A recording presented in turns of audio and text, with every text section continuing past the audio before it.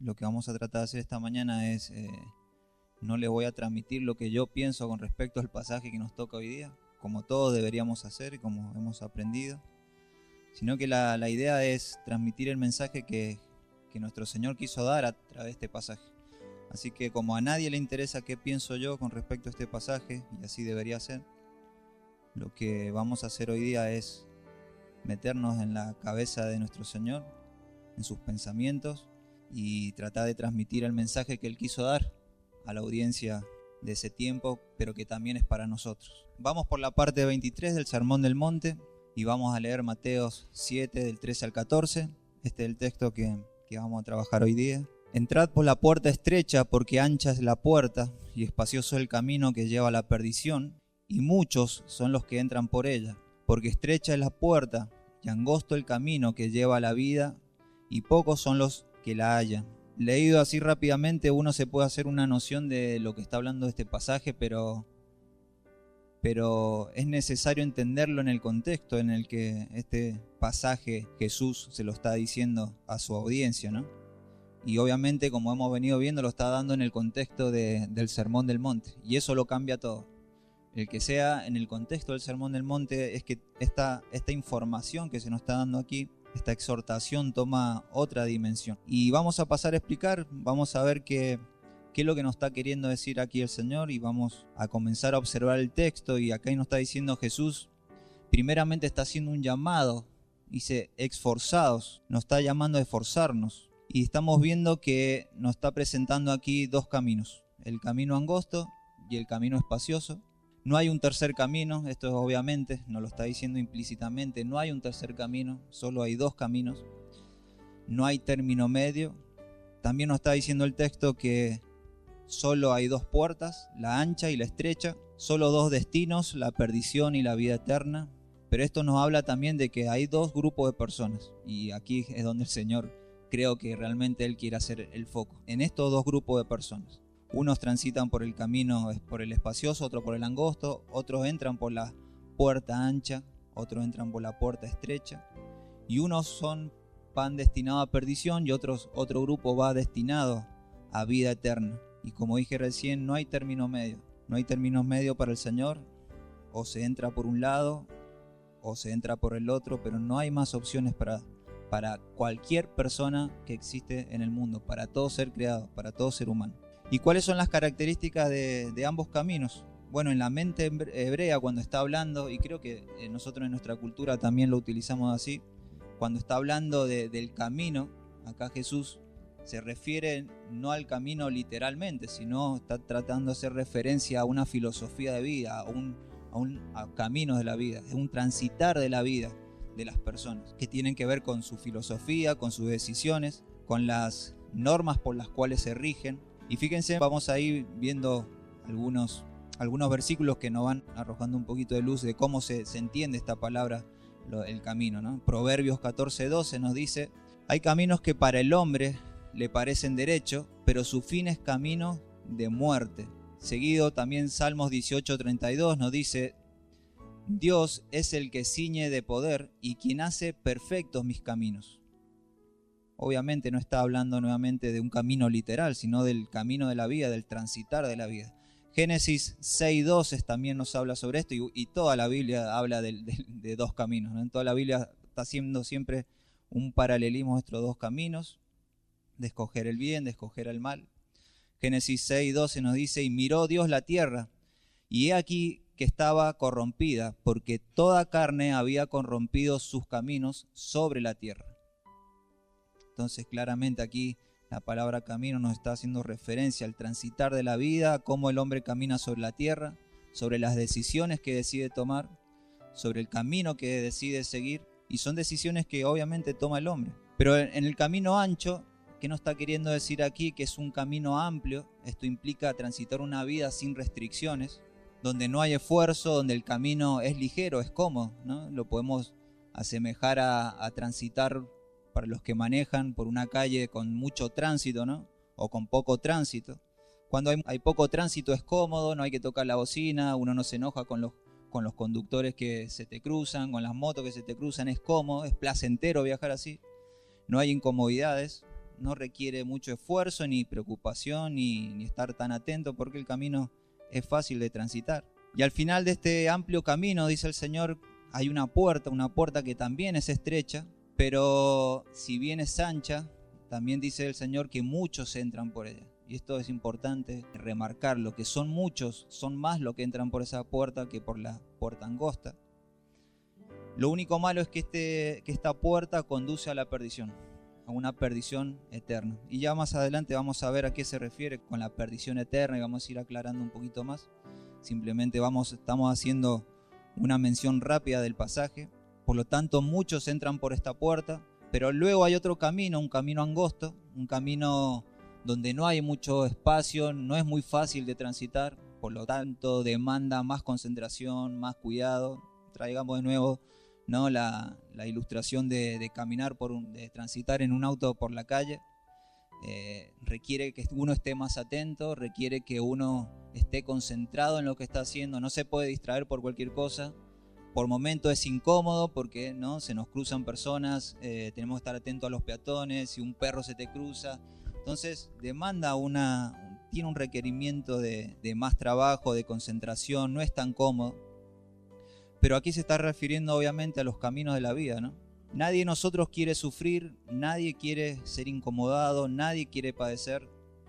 Todos elegiríamos transitar por el camino amplio, obviamente. Y es lógico, no está mal que queramos transitar por un camino cómodo, pero no en el contexto del que nos está refiriendo acá nuestro Señor. Pero si vamos al pasaje paralelo, y esto nos va a dar un poquito más de información sobre el pasaje paralelo donde Jesús también habla sobre este tema, nos arroja un poquito más de información a qué se refiere con respecto a este pasaje que nos está hablando aquí en Mateo.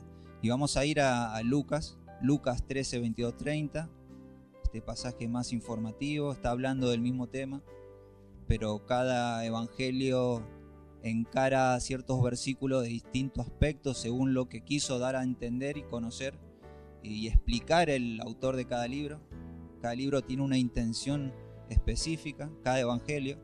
Y entonces Lucas 13, 22 dice que pasaba Jesús por las ciudades y aldeas, enseñando y encaminándose a Jerusalén. Alguien le dijo: Señor, ¿son pocos los que se salvan? Eso ya nos está dando un poco de información.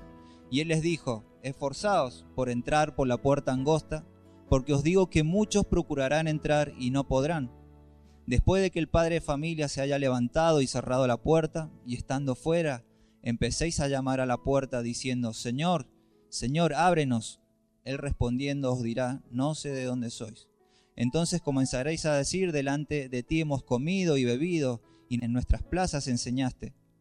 Pero os dirá: os digo que no sé de dónde sois, apartados de mí vosotros, hacedores de maldad. Allí será el llanto y el crujir de dientes, cuando veáis a Abraham y a Isaac y a Jacob y a todos los profetas en el reino de Dios, y vosotros estéis excluidos, porque vendrán del oriente y del occidente, del norte y del sur, y se sentarán a la mesa en el reino de Dios. Y he aquí, hay postreros que serán primeros, y primeros que serán postreros. Es decir, que el tema aquí es un tema de salvación.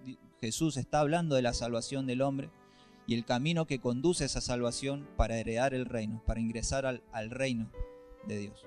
Por lo tanto, no hay términos medios, no hay limbo como enseñó la Iglesia Católica en su momento, no hay un purgatorio intermedio, solo hay dos caminos. El tiempo se va a acabar para cada uno de nosotros y cada uno de nosotros o vamos a ir a un lado o vamos a ir a otro lado según si hemos muerto en la fe o si no hemos muerto en la fe, obviamente. Un camino lleva al infierno, el otro camino llevará a la vida eterna. Ahora bien, lo que es importante aquí remarcar, y creo que es el punto donde el Señor aquí está haciendo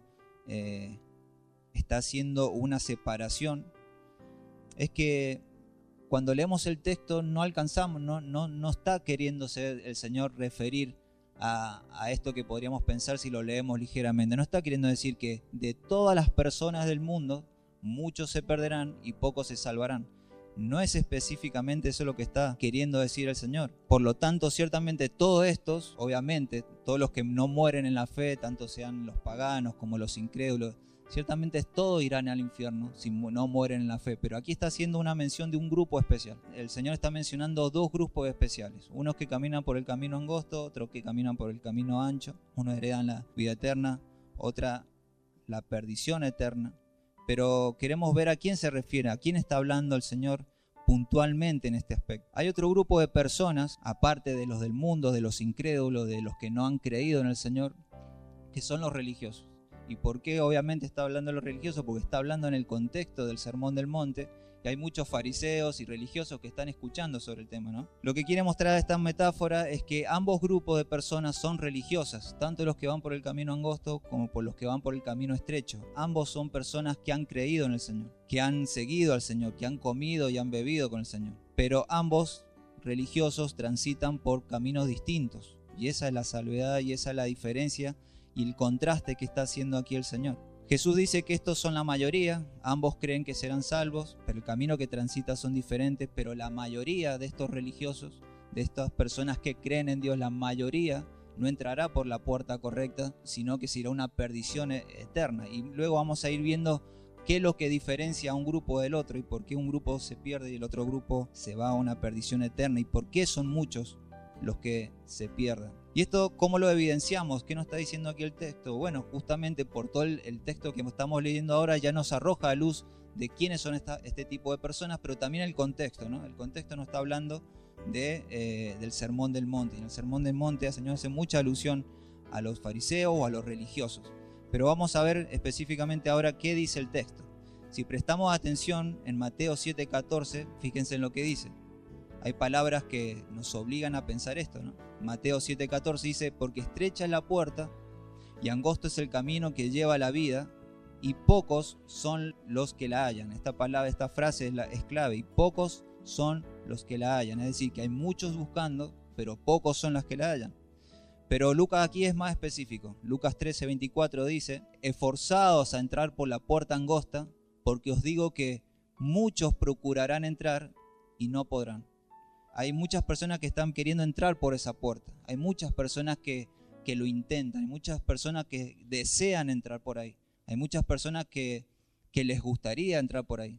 Yo creo que si le preguntamos a cualquier persona del mundo, obviamente, incluso a los incrédulos, les gustaría, si existiera un Dios, ir al cielo. Yo creo que nadie diría que no. Todos quisiéramos ir al cielo porque sabemos que cielo es igual a bueno, infierno es igual a lo malo. Pero todo el mundo quisiera ir al cielo. El tema es que aquí hay dos grupos de personas y los dos creen que van al cielo. Y aquí es donde el Señor quiere resolver el problema. Dentro de la religión creo que todos también creen que van al cielo o a una vida eterna. Entonces pocos son los que la hallan. Esto no está diciendo que esa gente está buscando la puerta que lleva a la vida. Y muchos procurarán entrar y no podrán. Estas terminologías hablan de personas que quieren hallar lo mismo. Pero fijémonos también en el contexto del Sermón del Monte. Como decía recién, recordemos que el contexto del Sermón del Monte, donde Jesús da una serie de enseñanzas que muestran la actitud de los verdaderos hijos del reino de Dios, como ya hemos mencionado el pastor. Lo que vemos en el Sermón del Monte es la descripción de las actitudes de los verdaderos hijos del reino de Dios. Pero a su vez Jesús siempre contraponía a quienes creían que por ser descendientes de Abraham eran el pueblo de Dios, pero no tenían la fe de Abraham ni hacían las obras que Abraham hacía. Y estos eran los religiosos y los fariseos y los publicanos. Por eso Jesús, ¿qué decía? Oren, como hemos visto en el Sermón del Monte, pero no oren como oran ellos. Den, pero no den como dan ellos. Ayunen, pero no como ellos ayunan. ¿Qué es lo que buscaban ellos? ¿Por qué? Porque ellos se enfocaban en lo externo y descuidaban lo interno. Ellos trataban de ser reconocidos, de ser vistos por los demás, ser aplaudidos. Ellos querían hacer grandes sus nombres, exaltarse a sí mismos, buscar su propia justicia. Esto no implica solo para los legalistas, sino también para los liberales, los de la prosperidad, los del evangelio de la prosperidad. Hay dos religiones en el mundo, ¿no? Hay dos religiones en el mundo que nosotros debemos saber diferenciar. Estamos hablando de los creyentes, de los que creen. No estamos hablando de los incrédulos, no estamos hablando de todas las personas del mundo. Pero sabemos que dentro de las religiones y de los creyentes hay dos religiones. Una es la que trata de ganarse la salvación por sus propios méritos, sus propias obras, y otra es la que busca ser salvo por las obras y méritos de nuestro Señor Jesucristo. Son las dos opciones, no hay más opciones, y esas son las dos religiones, ¿no? La religión verdadera es la que busca y pone su fe en el Señor y en sus méritos, en la obra salvadora de Jesucristo, y donde sabe que todas sus obras son trapos de inmundicia y que él no puede hacer nada por agradar a Dios ni ganarse su salvación. Es imposible, es imposible. Pero los fariseos buscaban la apariencia externa y Jesús demanda una justicia interna sincera y transformadora por la gracia. Jesús no apuntaba a la conducta externa, sino que Jesús estaba apuntando a la conducta interna, al corazón. Toda la Biblia y todo el mensaje del Evangelio y todo el Sermón del Monte está apuntando al corazón del ser humano. ¿Por qué? Porque de lo contrario estaríamos apuntando a la conducta, a una transformación externa del ser humano, y eso lo puede hacer cualquier hombre. Con un poco de disciplina y esfuerzo lo puede hacer. Por lo tanto, limpiaban lo de afuera, estos religiosos, a través de ritos, de lavados y apariencias, pero sus corazones estaban lejos de Dios. Y ese fue también el problema que el Señor tuvo con Israel, ¿no? Con muchos sacrificios, muchos rituales de lavamiento, mucho bautismo. Ellos hacían todos los rituales al pie de la letra. Los fariseos cumplían todos los rituales al pie de la letra, pero su corazón estaba totalmente alejado del Señor. Y esto hace la gran diferencia, ¿no?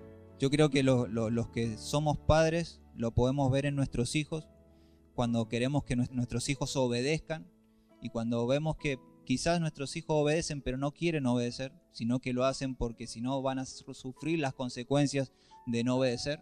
Pero qué bueno cuando nuestros hijos obedecen queriendo agradar a su papá, es totalmente distinto. Y esa es la obediencia que todo padre desea, ¿no? Y es la obediencia por la cual cada padre que tiene hijos vamos trabajando y moldeando su carácter conforme a la palabra del Señor. Por lo tanto, Mateo 23, 27 dice, le decía Jesús a los fariseos y a estos religiosos: sois semejantes a sepulcros blanqueados, que por fuera se muestran hermosos, mas por dentro están llenos de huesos muertos. Y el Señor no tenía pelos en la lengua para decirles literalmente o figurativamente lo que Él pensaba de ellos. Es decir, eran literalmente o figurativamente huesos muertos. Por dentro estaban muertos, pero por fuera ellos se limpiaban, se mostraban como personas santas que cumplían la ley del Señor perfectamente. Pero al Señor eso no le interesaba que ellos hablaran del pecado. Lo que le interesaba es que ellos decían pero no hacían. Ellos se fijaban en la apariencia externa simplemente. Mateo 5:8 dice: bienaventurados los de limpio corazón. Eso lo vimos en el Sermón del Monte. Por algo el Señor apunta al corazón, porque sabe que de esa no se puede librar nadie, ¿no? O sea, por afuera nosotros podemos engañar a todo el mundo, nos podemos preparar para engañar al mundo, pero por dentro es imposible. El Señor conoce nuestros corazones. Y el Señor dice: bienaventurados los de limpio corazón, porque ellos verán a Dios. ¿Y a qué se refiere el Señor con los de limpio corazón? Obviamente no está hablando de personas que no pecan, no está hablando de personas que nunca van a pecar, porque sabemos todo aquí que mientras estemos en este cuerpo y hasta que estemos en la gloria del Señor, vamos a tener lucha contra la carne, contra Satanás, contra el mundo, vamos a luchar contra el pecado, y justamente por eso abogados tenemos para con el Señor. Y por eso también el Señor ya ha justificado nuestros pecados pasados, pero también los presentes, pero también los futuros. Es decir, su justicia nos cubre completamente. Pero aquí los de limpio corazón son los que tienen las intenciones correctas del corazón. No son las personas perfectas, sino las que tienen las intenciones correctas de corazón, de querer agradar al Señor. Saben que no son perfectos, pero quieren agradar al Señor, se esfuerzan por agradar al Señor. Lo hacen de un corazón sincero, no para querer agradar a los hombres como hacían los fariseos, sino que quieren agradar a su Padre que está en el cielo, y su Padre que está en el cielo lo recompensará en secreto, y también vimos en el Sermón del Monte. Por lo tanto, lo que el Señor buscaba era personas de limpio corazón, y lo que Jesús y nuestro Señor vino a hacer en la cruz es regenerar a personas para que tengan un limpio corazón. Entonces, vamos a ver las características de los que transitan el camino angosto, que es de lo que estamos hablando. Según el Sermón del Monte, de lo que ya hemos estado viendo anteriormente, nos dice que estos hijos del reino, estas personas de las que el Señor describe que heredarán el reino de Dios, estas personas que son las que transitan por el camino angosto, dice que son los pobres en espíritu, son los que lloran, son los mansos. También dice que son los misericordiosos, los que tienen hambre y sed de justicia. Estas personas son los de limpio corazón, los pacificadores, son los que ponen su corazón en las cosas no en las cosas de la tierra, sino en las cosas del cielo. Y todas las cosas que hacen en la tierra lo hacen pensando en las cosas eternas. Administran sus cosas terrenales poniendo los ojos en lo eterno. Y eso lo hemos ido viendo a través de todo el Sermón del Monte. El Señor es claro y va haciendo una descripción. ¿Para qué? Para que los que oyeran sabieran que los verdaderos hijos de Dios no eran los que descendían de Abraham, sino de los que manifestaban los frutos de la fe de Abraham. Eso es lo que trataba de hacer el Señor a través del Sermón del Monte, entre tantas cosas. Él quería hacer esa diferenciación. ¿Por qué? Porque los fariseos obviamente pensaban que por ser ellos descendientes de Abraham y ser de la tribu de Israel y el pueblo o del pueblo de Judá, ellos ya eran los hijos del reino de Dios. Y despreciaban a todos aquellos que no eran del pueblo de Dios. Los discriminaban, por ejemplo, a los gentiles, quienes los trataban como a perros. Y claro que es angosto el camino, que un camino angosto va a traer complicaciones.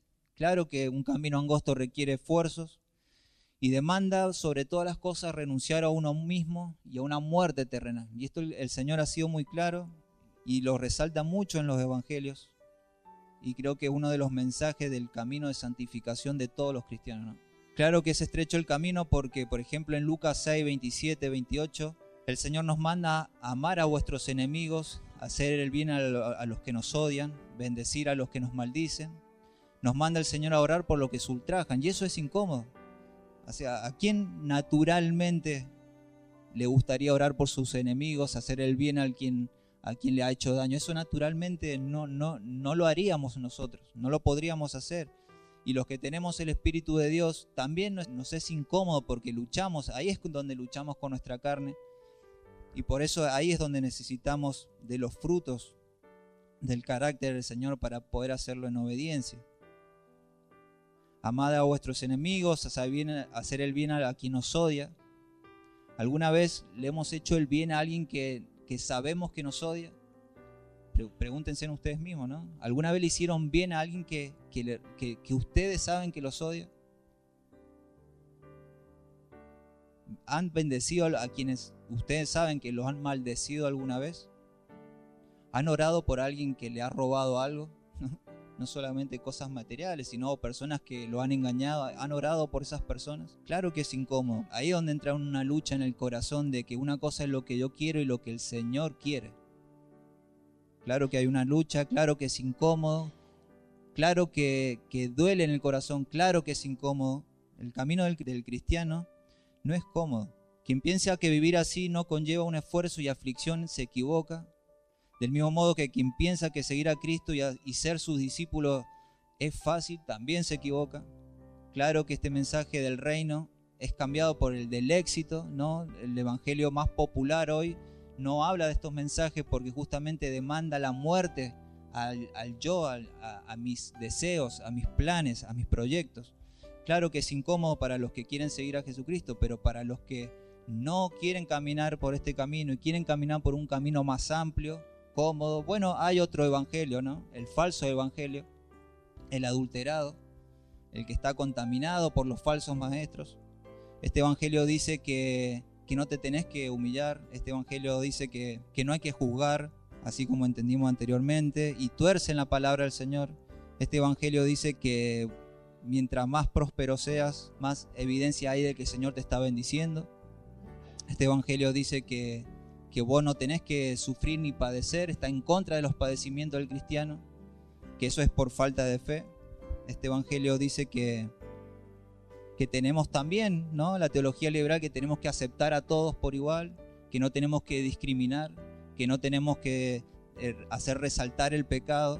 Todo ese evangelio es el evangelio basura que este mundo hoy lamentablemente es el que más gente mueve, más gente lleva. Hace poco estaba viendo las estadísticas y muchos contentos que ha crecido en gran manera la religión evangélica a contraposición del catolicismo, ¿no?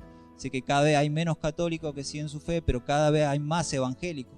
Yo no creo que no es algo una buena noticia, porque sabemos que la mayoría de estas iglesias que crecen tienen que ver con este tipo de evangelio, con una teología liberal, con un evangelio de la prosperidad, y estos son los que están creciendo en demasía, son los que más se ven. Es un evangelio que tiene un pie en el mundo y otro pie en lo espiritual, es un evangelio a lo de Ricardo Montaner, ¿no? Que pueden cantar cualquier barbaridad, pero después van y se congregan, ¿no? Es el evangelio de Dante Gebel, ¿no? Que invitan a inmorales, homosexuales, delincuentes, pervertidos a sus iglesias y lo hacen cantar, ¿no? En el mismo escenario donde está el púlpito. Lo hacen cantar ahí.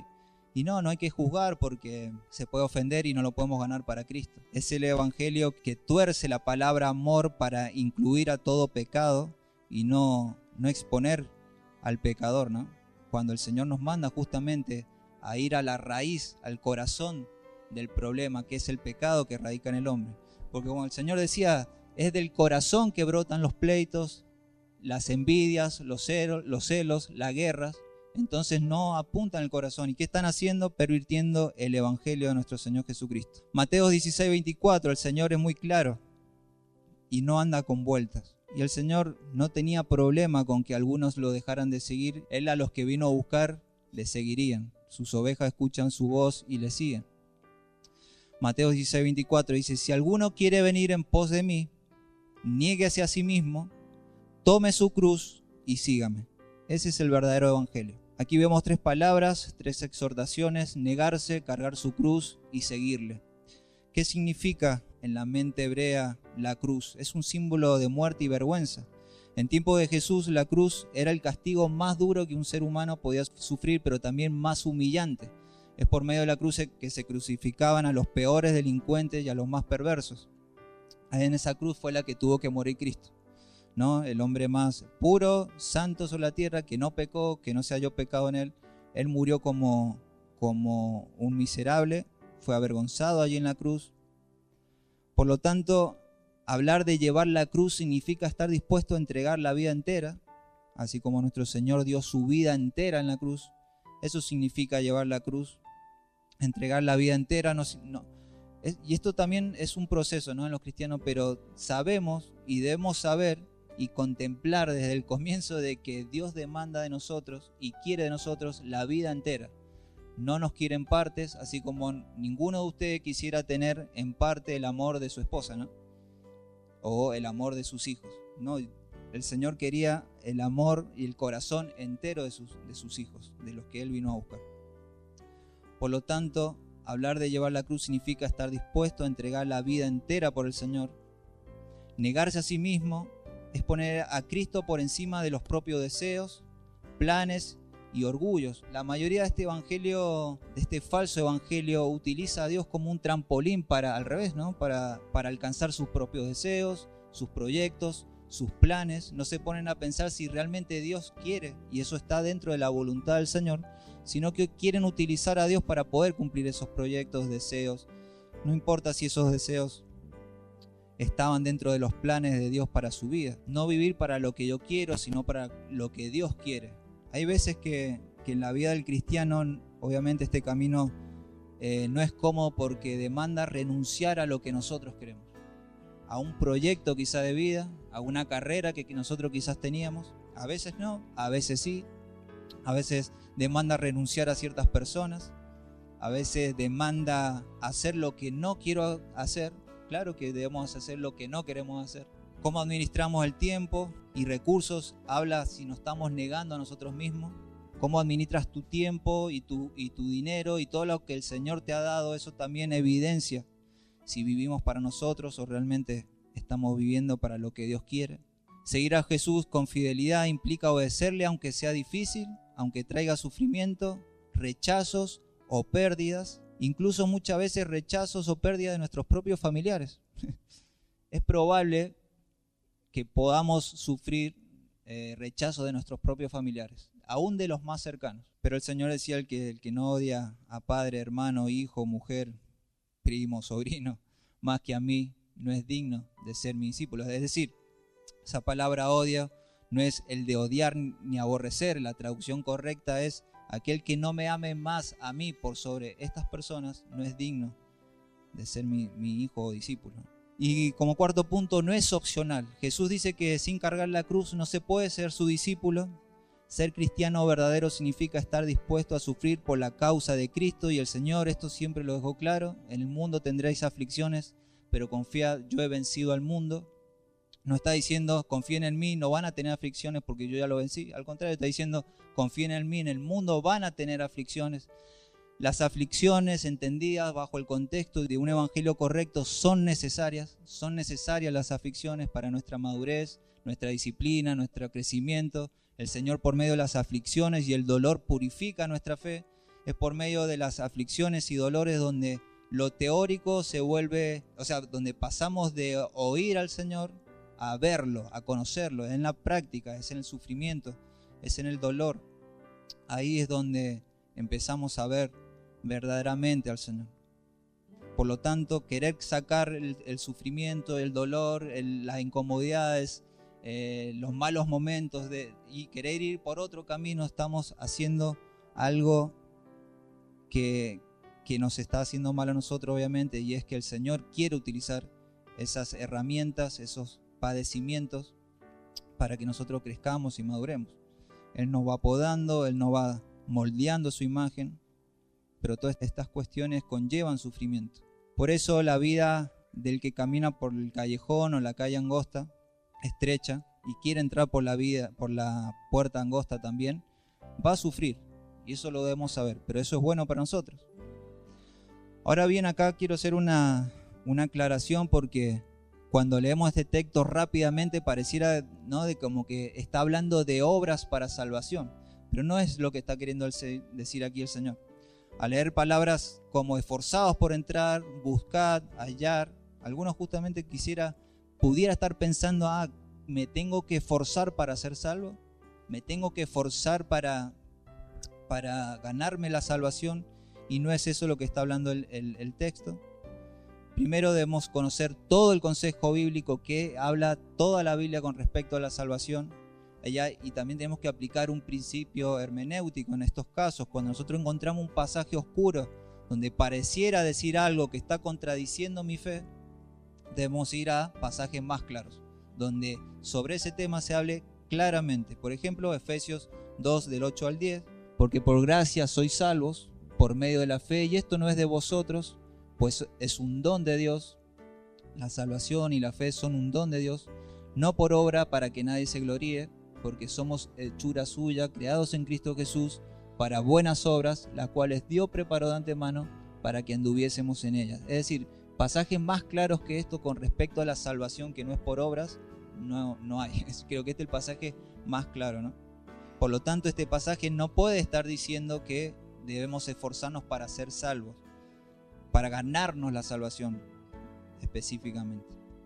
Y como esto hay muchísimos otros pasajes, simplemente traje uno de los que más resalta este aspecto. Por lo tanto, este pasaje no está hablando de ganarte tu salvación por tu propio esfuerzo. La Biblia es clara y enseña que la salvación no es por obra, no importa cuándo te esfuerces, no importa cuántas buenas obras hagas, si no estás vestido de la justicia de Cristo, la justicia perfecta de Cristo. Cuando estemos delante de su presencia, no podremos entrar al reino de Dios y obtener la vida eterna. Por eso decía el Señor, ¿no?, en Mateo 5:20, el Señor era claro y siempre contraponiendo a los fariseos, que eran los que más ligaban. Mateo 5:20 dice, porque os digo que si vuestra justicia no fuere mayor que la de los escribas y fariseos, no entraréis en el reino de los cielos. Es decir, que la justicia por la que iban los fariseos y por los que iban los religiosos de esa época era una justicia externa, ¿no?, de apariencias, era una justicia propia. Es decir, cuánto yo hago. Y aquí es claro que está diciendo que la salvación no es por obras. Es decir, que nuestra justicia debe ser mayor que la de ellos. Ellos ya hacen una parte, ¿no?, pero la nuestra debe ser mayor. Y esa justicia nosotros por la fe la recibimos como una imputación, ¿no?, como un regalo inmerecido. Nosotros recibimos esa imputación, pero también está hablando de la justicia en como hemos aprendido en el proceder justo de Dios. Es las intenciones correctas con las que nosotros caminamos la vida espiritual. Es decir, cuáles son las intenciones del corazón. Como vimos recién, los fariseos buscaban, ¿no?, la justificación externa, el reconocimiento externo, pero el Señor dice que esa justificación se debe manifestar desde lo interno, desde un corazón que quiere agradar al Señor. Y esa es la justicia mayor a la cual nos llama el Señor. Por lo tanto, el Sermón del Monte y debemos entenderlo así, no son las leyes que debemos cumplir para poder entrar por la puerta angosta, como quien busca salvarse por su obediencia. No es esa la idea de ese pasaje. El Sermón del Monte describe las características de los ciudadanos del reino que viven conforme a su ley, ¿no? Esto es totalmente distinto. Los ciudadanos del reino que viven conforme a su ley y no los que por medio de esas leyes quieren salvarse a sí mismos. Estos son, ¿quiénes son? Los nacidos de nuevo, y eso lo vemos en Juan 3:5, cuando nuestro Señor habla con Nicodemo, y es muy claro. Dice, respondió Jesús y le dijo, de cierto te digo, que el que no naciere de nuevo no puede ver el reino de Dios. Y Nicodemo le dijo, ¿cómo puede un hombre nacer siendo viejo? ¿Puede acaso entrar por segunda vez en el vientre de su madre y nacer?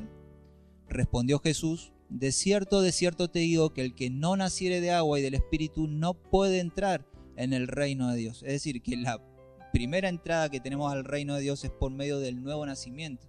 Es por medio de la regeneración de nuestro corazón. Este ingreso se hace por medio de aquellos que han recibido un corazón nuevo, como nos revelaba el Señor por medio de su profeta Ezequiel, en Ezequiel 11, 19, 20. Y les daré un corazón nuevo y un espíritu nuevo, y pondré dentro de ellos y quitaré el corazón de piedra del medio de su carne, y les daré un corazón de carne para que anden en mis ordenanzas y guarden mis decretos. Fíjense lo que hace la diferencia acá, es el corazón de carne, ¿no? ¿Para qué? ¿Para qué les va a dar ese corazón? Para que anden en mis ordenanzas. Es decir, el corazón correcto para que podamos andar en sus ordenanzas, aplicar el Sermón del Monte, ese es el corazón regenerado, es el nuevo nacimiento. Para que anden en mis ordenanzas y guarden mis decretos y los cumplan, y me sean por pueblo y yo sea a ellos por Dios. Va primero la regeneración del corazón y después la obediencia, no va al revés. No es primero la obediencia y después para que el Señor transforme mi corazón. No, es primero el corazón de carne por el corazón de piedra que teníamos. Esto es lo mismo que hablamos de estar en Cristo. Porque Cristo es la personificación del reino de Dios. Él es el Rey reinando en el corazón de su pueblo, de sus ciudadanos.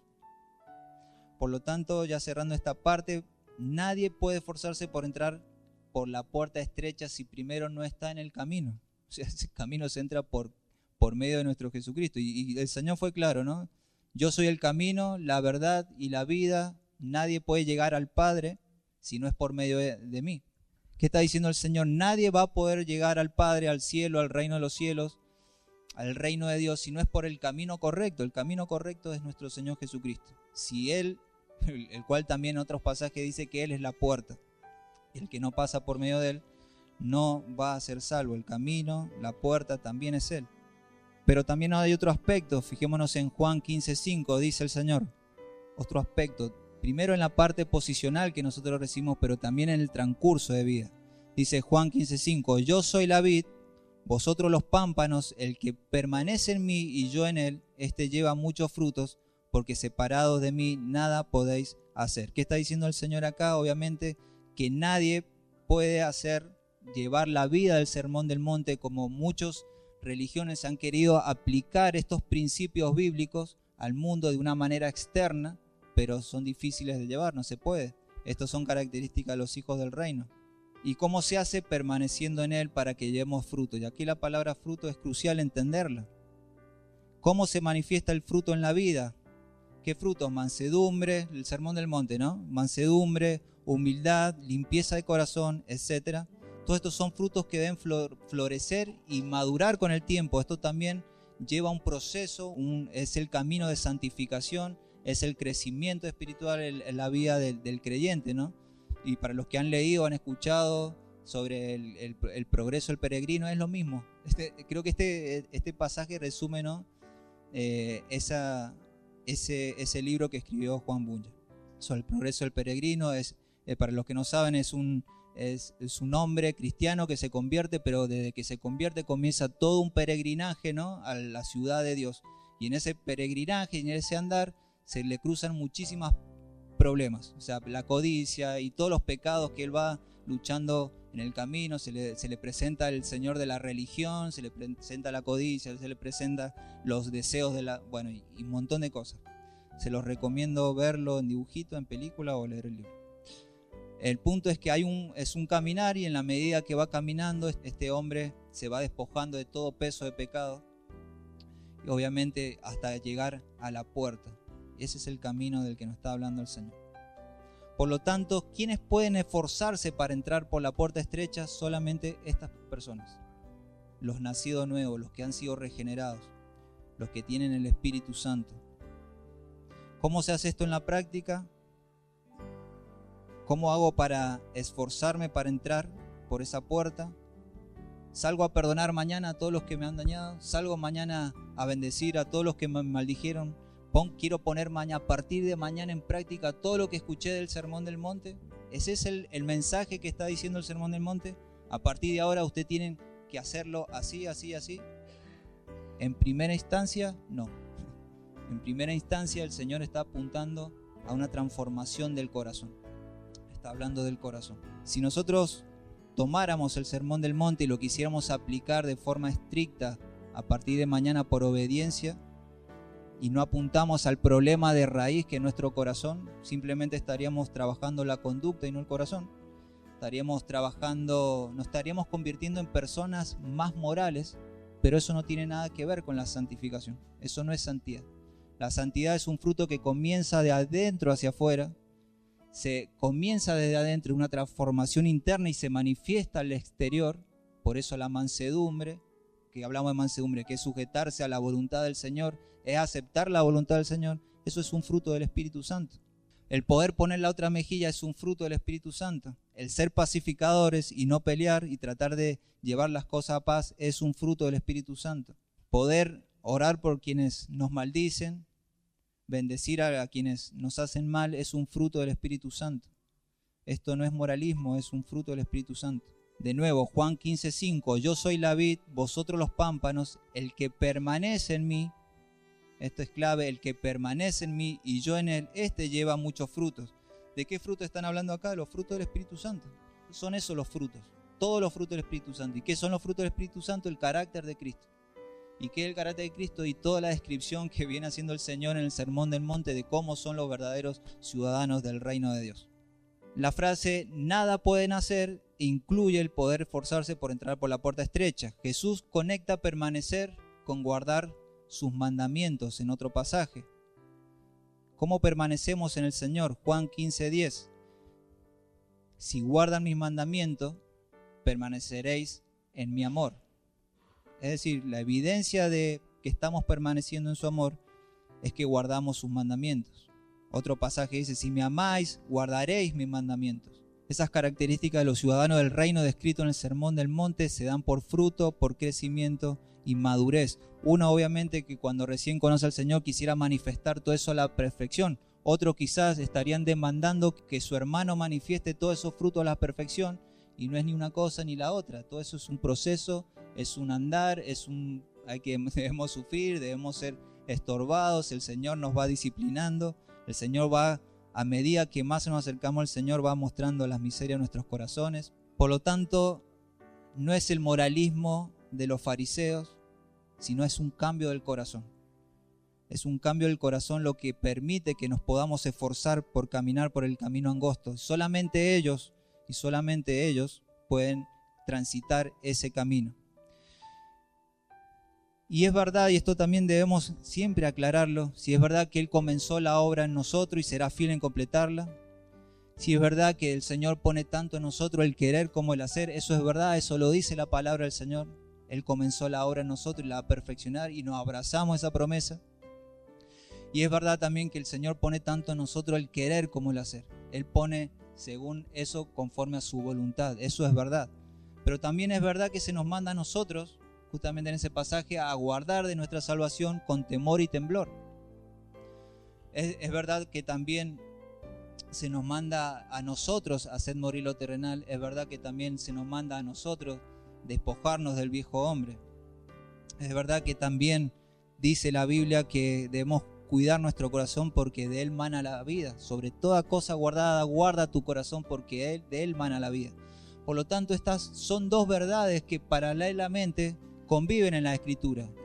Y lo que no debemos hacer nunca es sobreenfatizar la soberanía de Dios en su obra, en su transformación y en su salvación, y cómo nos lleva de gloria en gloria por el esfuerzo humano, por las fuerzas, no el esfuerzo humano, sino por nuestra responsabilidad, perdón. Nosotros somos responsables, el Señor es soberano. Estas son dos verdades que conviven y no nos podemos ocultar a través de la soberanía del Señor. Bueno, el Señor hará. El Señor prometió que el que comenzó la obra en nosotros la perfeccionará hasta el fin. Por lo tanto, yo no tengo que esforzarme. Pero el Señor aquí al comienzo está diciendo esforzados por entrar por la puerta estrecha. Y ese mandamiento no se lo está diciendo a las fuerzas espirituales, se lo está diciendo a hombres. Esforzados por entrar por la puerta estrecha, porque por la otra puerta entran muchos, pero esa es una puerta de perdición. Tenemos una responsabilidad como hombres, colaboramos en nuestra santificación, nos debemos esforzar. Por eso el caminar del cristiano conlleva llevar una cruz, conlleva muerte, y eso es incómodo, y eso produce sufrimiento, eso produce lágrimas, eso produce un montón de cosas que ustedes ya saben. Por lo tanto, estos dos caminos representan dos religiones, como decía anteriormente.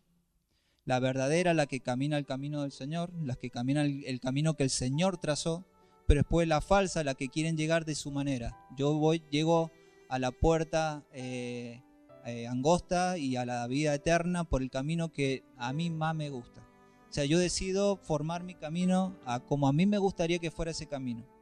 Y eso es lo peor que podemos hacer como cristianos. Nosotros no podemos redefinir las verdades del Señor, no podemos redefinir la doctrina del Señor, no podemos llegar al Señor de la forma que a nosotros nos gustaría llegar. El Señor ya puso sus mandamientos, Él ya nos dio las órdenes. Por eso está el Sermón del Monte. Por lo tanto, los del camino amplio y espacioso no quieren ser incomodados. ¿Por qué? Porque tampoco se incomodan por el pecado. Los del camino amplio no se incomodan por el pecado, pero sí por las consecuencias del pecado. Y esa es una gran diferencia y una de las características de los fariseos, pero también del religioso. Es decir, ellos no sufren por el pecado que ellos tienen en su interior, sino que se les descubre el pecado y su reputación sea tirada por el suelo. Ellos no quieren que los demás se enteren quiénes son realmente. Por eso el Señor le decía, sepulcro blanqueado, ustedes por afuera se limpian, pero por adentro están muertos. Y acá estamos metiendo a toda la falsa religión, a todos los religiosos, ¿no? Los que quieren caminar por la vida de una manera que sea cómoda, ¿no? No se someten a hacer la voluntad de Dios, no son mansos y humildes, por lo tanto no se someten a hacer la voluntad de Dios, porque ellos deben pensar, no, ¿cómo voy a orar por mis enemigos? ¿Cómo voy a bendecir a quien me maldice? ¿Cómo voy a poner la otra mejilla? No, ellos no quieren esas incomodidades. Ellos no leen esas partes del Evangelio. No son pacificadores de corazón. Simulan una paz externa para no tener que arreglar asuntos espinosos, ¿no? A veces incluso los mismos cristianos nos puede llegar a pasar de que simulamos una paz externa con nuestros hermanos, con un familiar, con alguien. ¿Para qué? Para no tener que afrontar temas espinosos, ¿no? Y los metemos abajo de la alfombra y decimos, bueno, ya va a pasar, el tiempo lo cura todo. Cuando en vez de ser obedientes, ir y acercarnos a esa persona, confrontar el problema, confesar los unos a los otros para que seamos sanados. No, pero eso es incómodo. Eso ningún cristiano lo quiere hacer porque es incómodo. Es decir, un cristiano falso, ¿no? Uno de los que quieren caminar por el camino amplio y no angosto, ¿no? Estos no sirven por amor al prójimo ni por amor al Señor, sino que sirven por buscar reconocimiento por medio de sus obras. Estos buscan que sus obras sean vistas, a veces sutilmente, no dicen miren lo que hice, pero sutilmente se encargan de que se enteren cómo hicieron las cosas. No están dispuestos a renunciar a sus comodidades o deseos personales por seguir a Cristo, ¿no? ¿A cuántos? Yo siempre me he preguntado qué pasa si el día de mañana el Señor me demandaría, no sé, ir a predicar el Evangelio a una ciudad donde en ese lugar yo sé que no voy a tener las comodidades que tengo en mi casa, ni voy a comer lo que como todos los días en mi casa, ni voy a tener la calefacción que tengo en mi casa, ni el agua caliente que tengo en mi casa. ¿Qué pasa si el Señor demandaría eso de cada uno de nosotros? Porque lo ha hecho con muchos, ¿no? Ya conocemos testimonios de muchos misioneros que han abandonado sus comodidades, y no solamente sus comodidades, sino que han ido a morir a ese lugar donde fueron a misionar. Es el lugar donde el Señor los había mandado, ahí también murieron. Murieron con peste, murieron con hambre, murieron abandonados, pero hicieron la obra del Señor que el Señor les mandó. ¿Cuánto estaríamos dispuestos? Y eso me lo pregunto a mí. Usted pregúnteselo a usted. ¿Cuánto estaríamos dispuestos a salir de esas incomodidades? Bueno, seguir al Señor demanda que tengamos en cuenta que el Señor nos puede demandar esto. Debemos saberlo. A veces hacemos fuerza en lo que nosotros decíamos, no, yo quiero esto y de acá no me muevo, cuando sabemos que el Señor nos está diciendo que no. Puede ser un trabajo, puede ser una pareja, puede ser una relación con una amistad. El Señor nos dice no, pero nosotros o estas personas dicen sí. Digo nosotros porque todas estas cosas también las vivimos nosotros, ¿no? Pero ya vamos a hacer la distinción correcta. Pero todo esto que el Señor viene hablando, y hay mucho para hablar de cómo son este grupo religioso, ¿no? Que tuerce las escrituras, que las acomoda para que ellos puedan caminar cómodamente, donde no se sientan exigidos, donde no tengan que salir de sus comodidades de su casa. Hay una muy mala noticia para estas personas y lo vemos en Lucas 57 en adelante. Perdón, no es eso lo que quería decir, pero sí vamos a Lucas 9:57. Lo que vamos a ver ahora es como un aviso del Señor a todos aquellos que quieren caminar por este camino, pero al mismo tiempo a servir al Señor. Lucas 9:57 al 62 dice: Siendo ellos, uno le dijo en el camino: Señor, te seguiré a donde quieras que vayas. Confiado él, se confió y le dijo: Señor, te voy a seguir a donde quieras que vos vayas. Pero Jesús conocía las intenciones del corazón y le dijo Jesús: las zorras tienen guaridas y las aves de los cielos nidos, mas el Hijo del Hombre no tiene dónde recostar la cabeza. Y dijo a otros: síganme. Él les dijo: Señor, déjame que primero vaya y entierre a mi padre. Es enterrar al padre, no es que el padre se estaba muriendo ahí en ese momento. Se acostumbraba a enterrar, como cultura hebrea, a que el día que morían los padres, ellos, los hijos, eran los encargados de buscarle un lugar donde enterrarlo, hacer toda la ceremonia. Entonces a eso se refiere aquí. Entonces, deja que primero, cuando muera mi padre, lo enterramos y ahí ya te sigo, ¿no? Ahí está, eso está queriendo decir. Y Jesús le dijo delicadamente: dejas que los muertos entierren a sus muertos, y tú ve y anuncia el reino de Dios. Y en el 61 dice: entonces también dijo otro: te seguiré, Señor, pero déjame que me despida primero de los que están en mi casa. Y Jesús le dijo: ninguno que poniendo su mano en el arado y mira hacia atrás es apto para el reino de Dios. Y el Señor era claro. Si podemos redondear todos estos pasajes, lo que está diciendo, que no podemos servir al Señor y seguir al Señor poniendo la vista atrás, buscando nuestras comodidades, pensando en mis necesidades, pensando en mis comodidades, en mi deseo, mis proyectos, yo. No se puede ser discípulo del Señor pensando así. No se puede. Y esto no lo digo yo, lo dice el Señor. Esto significa que los que van por el camino correcto no tienen problemas con el pecado y luchan con la carne y los malos deseos. Eso quiere decir lo que estamos diciendo, que los que van por el camino angosto no tienen lucha con la carne, ni con Satanás, ni con las tentaciones, ni con el pecado y todo lo que sabemos que los cristianos luchamos. Esto no está queriendo decir eso de ninguna manera. El Señor no está queriendo decir eso, que los que van por ese camino no podemos a veces comportarnos como los que van por el otro camino. De hecho, como dice un predicador, todos llevamos un fariseo adentro, ¿no? Dice que todos llevamos un fariseo adentro en nuestras actitudes, y es algo de lo que el Señor también nos está corrigiendo a diario. De ninguna manera lo que los diferencia a estos dos grupos de personas es el corazón. ¿Por qué? Porque estas personas, mientras más conocen a Dios, más ven sus miserias en su corazón, y esto es incómodo, por momentos traumático, doloroso, porque golpea el orgullo, es decir, ver la condición del corazón. Cuando el Señor nos revela las miserias de nuestro corazón, cuando es por una revelación y no es porque lo leímos o nos dijeron, sino cuando el Señor verdaderamente revela las miserias de nuestro corazón, es doloroso y es traumático, pero también sanador. Por lo tanto, mientras más conocemos a Dios, más vemos esas miserias, porque nos reflejamos en su santidad y vemos la inmundicia que hay en nuestros corazones. Pero mientras más vemos las inmundicias en nuestros corazones, más necesitados nos vemos del Señor. Mientras más necesitados nos vemos del Señor, más buscamos de Él. Y mientras más buscamos de Dios, más transformados somos a su imagen, ¿Qué quiero decir con esto? Que nosotros podemos ser tentados, caer, pecar como los del otro grupo, pero lo que lo diferencia es el corazón. Nosotros verdaderamente, los verdaderos cristianos, los que hemos recibido su espíritu, queremos agradar al Señor, aunque tengamos que luchar con estas cuestiones, pero también el Señor nos ha dado las herramientas para poder hacerlo. Y acá viene la parte quizás más fuerte de este pasaje, que es como una advertencia final.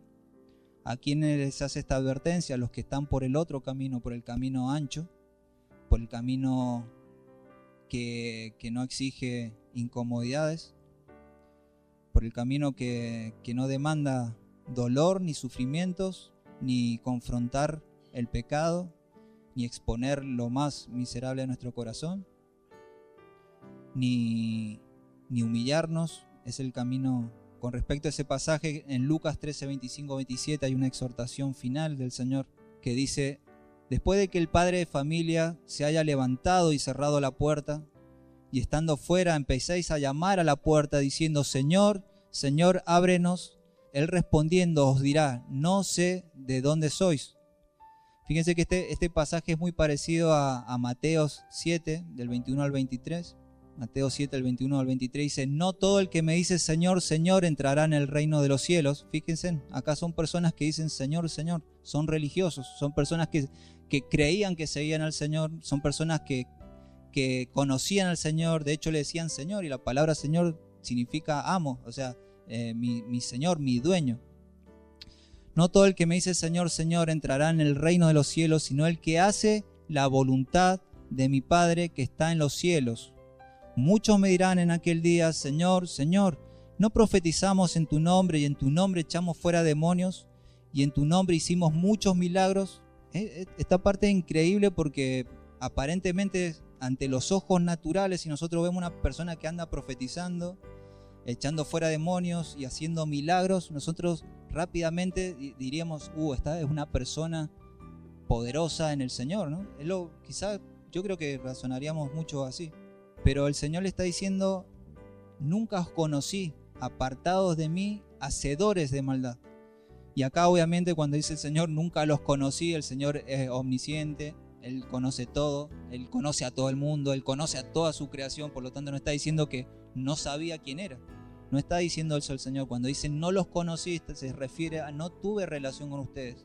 Yo no los conozco porque no tengo comunión con ustedes por medio de mi Hijo. Eso lo está queriendo decir el Señor. Apártense de aquí, hacedores de maldad. Fíjense, hacedores, sus obras eran malas. ¿Por qué quizás eran malas? Si hacer milagros, profetizar, echar demonios no tiene nada de malo. Y lo malo estaba en la intención del corazón. ¿Por qué hacían lo que hacían? ¿Qué es lo que buscaban cuando hacían lo que hacían? Sigamos en el verso 26 de Lucas 13. Vamos al versículo 26. Dice el Señor: entonces comenzaréis a decir: delante de ti hemos comido y bebido, en nuestras plazas enseñaste. Pero os dirá: os digo que no sé de dónde sois, apartados de mí, todos vosotros hacedores de maldad. Y allí será el llanto y el crujir de dientes, cuando veáis a Abraham y a Isaac y a Jacob y a todos los profetas en el reino de Dios, y vosotros estéis excluidos.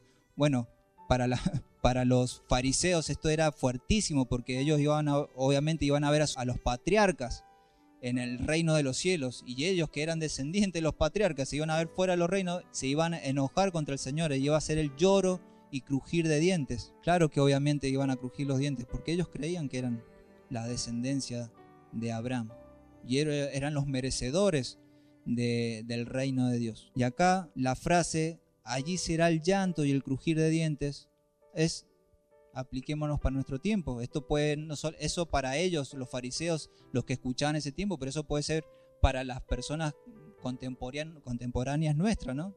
Muchas personas que van caminando por un camino pensando que van a entrar por una puerta que ellos siempre creyeron que iban a entrar y iban a ser salvos y iban a estar con el Señor, y caminan engañados por esos caminos.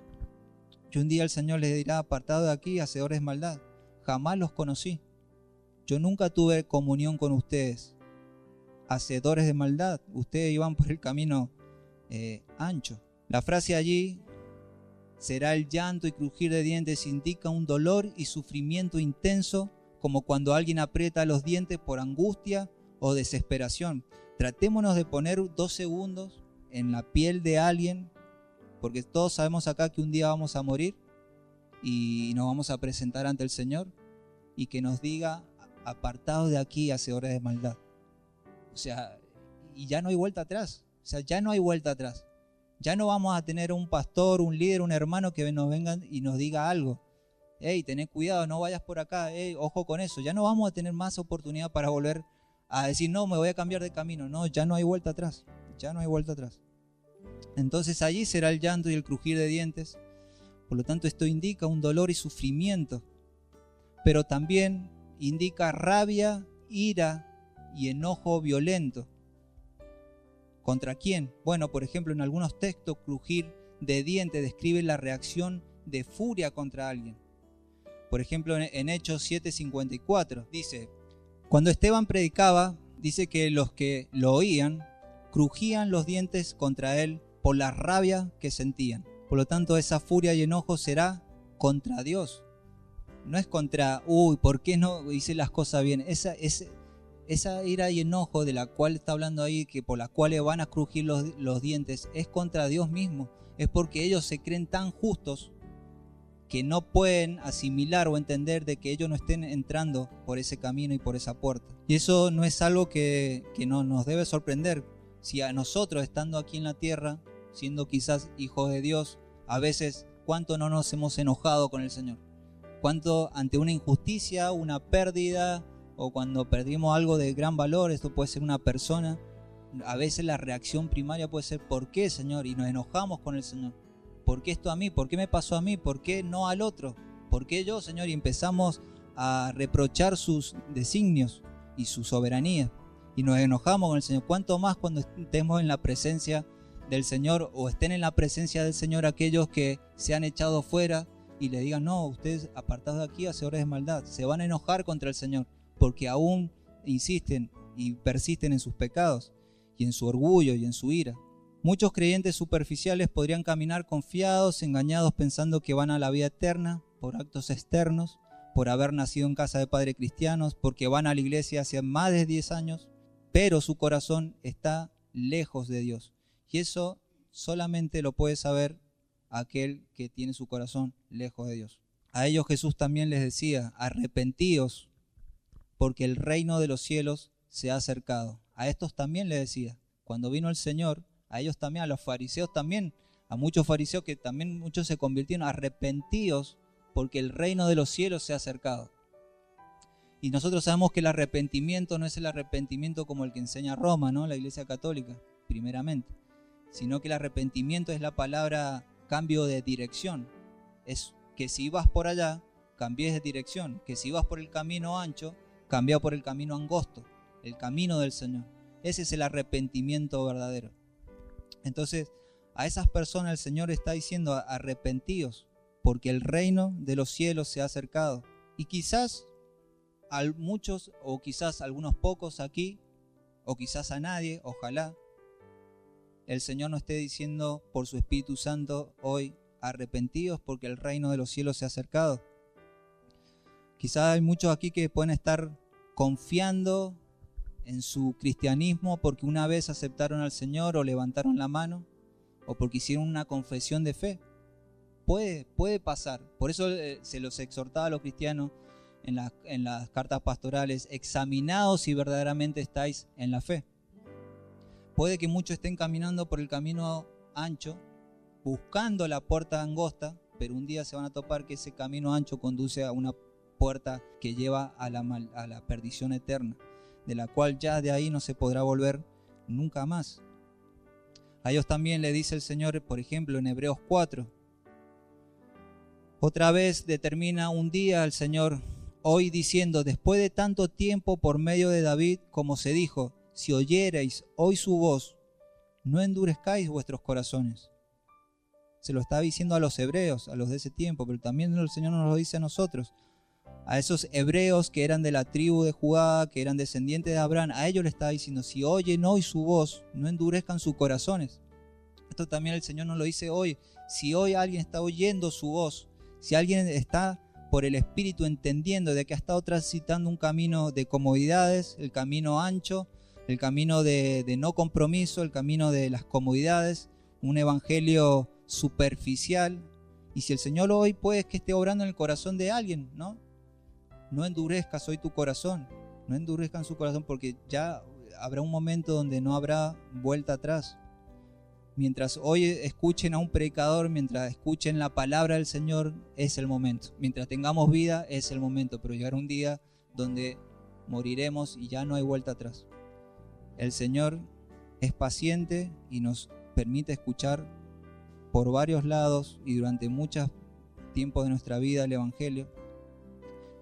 Si oyeres hoy su voz, y no nos debemos refugiar aquí tampoco, bueno, si el Señor lo predestinó, el Señor lo va a salvar. Y a veces nos vamos al hipercalvinismo, nos metemos atrás de la predestinación para no hacer lo que tenemos que hacer, cuando estas verdades conviven en la Biblia.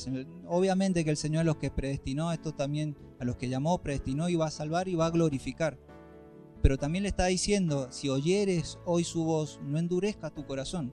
Siempre tenemos que hacer también una diferenciación aquí de que hay verdades que son verticales, ¿no?, en nuestra relación con Dios, en el trato de Dios con el hombre, pero también hay un proceso horizontal, que es la vida entre hombres, donde entre hombres nos exhortamos a caminar en la verdad, nos exhortamos a andar por el buen camino.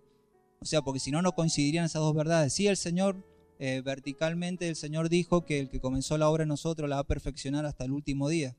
Pero también horizontalmente nos debemos exhortar a andar en los caminos del Señor, a hacer morir lo terrenal, nos debemos exhortar a la obediencia, a apartarnos de los malos caminos. Y esas son dos verdades que conviven en la Biblia. Y no somos nosotros quienes deben sacar una a desmedro de otra. Y a los que van por el buen camino, ya estoy terminando, también hay una exhortación: esforzaos por entrar por la puerta estrecha. A estos le está diciendo, esforzados por entrar por la puerta estrecha. A estos el Señor le está diciendo, sigue luchando contra tu pecado de manera correcta, no atacando la conducta primeramente. La conducta es importante, pero primero es por medio del corazón. ¿Cómo se hace por medio del corazón? Y utilizando los medios de gracia que el Señor nos ha dado, la oración, la comunión de los santos, la palabra. El que permanece en mi palabra, este lleva mucho fruto. Es por medio de los medios de gracia donde nosotros, a través de la oración, escuchamos, hablamos con el Señor por medio de la palabra, escuchamos lo que el Señor nos tiene que decir y conocemos al Señor. Por medio de la comunión de los santos nos fortalecemos y nos guardamos, nos cuidamos y nos predicamos el Evangelio. No abandonemos esos medios de gracia y no los desaprovechemos y no los tomemos por menos. Esfuércense en seguir manteniendo esa conducta. Sigan luchando con su pecado de la manera correcta. ¿Cuál es la manera correcta? Esa. Es buscando el que vence al pecado y las malas conductas es Cristo, no nosotros. Entonces debemos hacerlo por medio de Cristo. ¿Y cómo hacemos por medio de Cristo? Conociéndole, porque mientras más les conocemos, más somos transformados a su imagen y semejanza. Sigamos buscando el reino de Dios y su justicia. Es lo mismo, sigan caminando por el camino angosto. Buscar el reino de Dios y su justicia es hallar la puerta estrecha. ¿Cómo? Buscando su justicia, caminando rectamente. ¿Cómo es eso? Y como hemos estado aprendiendo con el Sermón del Monte, ¿no? Es el proceder recto. Sigamos siendo valientes, sometiéndonos a la voluntad de Dios. Luchemos para hacer morir nuestra voluntad y poder someternos a la voluntad de Dios. Sigamos soportando las afrentas, sigamos poniendo la otra mejilla. Seguí, no hagas justicia por mano propia, no desprecies a tu hermano de difícil carácter, ámalo. Mateo 5:46 dice, porque si amáis a los que aman, ¿qué recompensa tendréis? ¿No hacen también lo mismo los publicanos? Y si saludáis a vuestros hermanos solamente, ¿qué hacéis de más? ¿No hacen también así los gentiles? Sé pues vosotros perfectos como vuestro Padre que está en los cielos es perfecto. Sigue esforzándote en no murmurar contra tu hermano. No trates con indiferencia a tu hermano. No te creas superior a él. Ve a tu hermano como superior a ti mismo. Esos son consejos que nos dio el Señor. Sigue amando a tus enemigos. Sigue haciendo el bien a los que te odian. Sigue bendiciendo a los que te maldicen. Sigue orando por los que te ultrajan. Sigue cortando tu mano y tus ojos, sigue apartándolo de ti si es ocasión de caer. Sigue haciéndolo. Sigue luchando por el camino estrecho. Eso es caminar por el camino estrecho. Poniendo los ojos en Jesús, sabiendo que un día, y esto es importante, es la recompensa, que un día que hayamos transitado ese camino y crucemos esa puerta, le vamos a ver cara a cara. Esa es la recompensa. ¿Qué mayor recompensa puede haber que una vez que lleguemos a la ciudad de Dios, al reino de Dios? O sea, si no está el Señor ahí, todo lo demás no tiene sentido. Si esa es nuestra mayor recompensa. Eso es lo que más anhela tu espíritu. Para eso fuiste creado, para conocerle y contemplarle, para glorificarle por siempre y disfrutar de lo que Él, porque solamente Él es digno de toda gloria, honra y logro. Es decir, que solamente Él es merecedor de todo lo que, de todas tus glorias, de todas tus emociones, de todos tus deseos. Solamente Él es digno, porque solamente Él lo merece.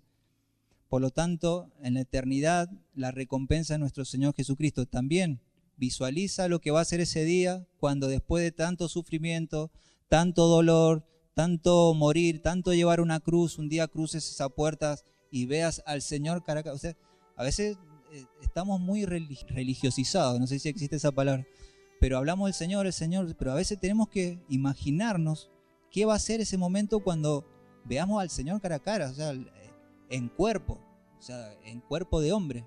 O sea, ¿saben lo que va a ser ese momento? Yo no lo sé, pero me imagino, y sé que lo que me imagino es totalmente limitado a lo que va a ser realmente.